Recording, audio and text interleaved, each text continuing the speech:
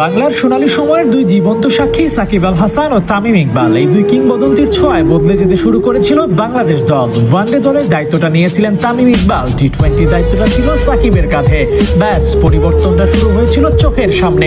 কিন্তু তারা যখন ধীরে ধীরে বাংলাদেশের ক্রিকেট থেকে সরে যেতে থাকেন কিংবা দূরত্ব বাড়ে, তখন থেকেই শুরু হয় বাংলাদেশ দলের ডাউনফল। সাউথ আফ্রিকার মাটিতে বাংলাদেশের কখনোই জয় ছিল না। সেখানেই তামিমের নেতৃত্বে বাংলাদেশ সিরিজ জেতে, চারিদিকে তখন তামিমের ক্যাপ্টেন্সির প্রশংসা ভেসে বেড়াচ্ছিল। কিন্তু নেপথ্যে নায়ক ছিলেন আরো একজন, সাকিব আল হাসান। ব্যাট বল দুই সংস্করণেই সেই সিরিজে জমিয়ে পারফর্ম করেছিলেন সাকিব। ব্যাট হাতে প্রথম ম্যাচে 64 বলে 77 রান, বোলিংয়ে 10 ওভারে 54 রান খরচ। উইকেট না পেলেও ইকোনমি ধরে রেখেছিলেন সাকিব। একই দিনে তামিমও খেলেছিলেন 41 রানের দায়িত্বশীল এক ইনিংস। কম্বাইন্ড পারফরমেন্সে বাংলাদেশ পায় প্রথম জয়। সিরিজের শেষ ম্যাচে জ্বলে ওঠেন তামিম ইকবাল। 82 বলে 87 রান করেন এই ওপেনার। বল হাতে দুটি উইকেট থাকে সেদিন সাকিবেরও। দলের দুই সিনিয়রের এমন পারফরমেন্সে মুগ্ধ হয় দেশের ক্রিকেট আঙ্গন।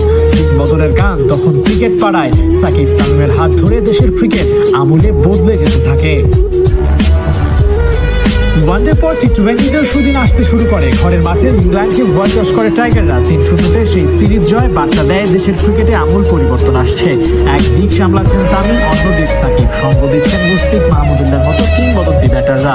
আন্তর্জাতিক ক্রিকেটে তখনও নতুন শরীফুল ইসলামরা, মিরাজরাও দায়িত্ব নিতে পারেন। লিটন দাসকে নিয়েও আশা করা যায়।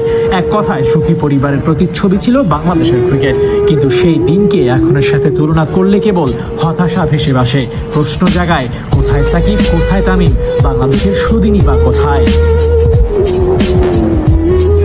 বাংলাদেশের সুদিন হারিয়ে গেছে। দেশের ক্রিকেট পার করছে রূপান্তরের কঠিন সময়। শান্ত চেষ্টা করছেন তামিমের মতো করে হাল ধরতে। টি-20টাকে সাকিবের মতো পুরনো শেপে ফিরিয়ে আনার চেষ্টা করছেন লিটন দাস। যে করেই হোক দেশের ক্রিকেটকে পুরনো দিনে ফিরিয়ে আনার আপ্রাণ চেষ্টা করছেন গোটা দল। কিন্তু কোথাও কিছু একটা যেন মিসিং। হতে পারে তা সাকিব তামিমের অনুপস্থিতি, হতে পারে তাদের না থাকা দেশের ক্রিকেটের সবচেয়ে বড় শূন্যতা। আবু নাইম,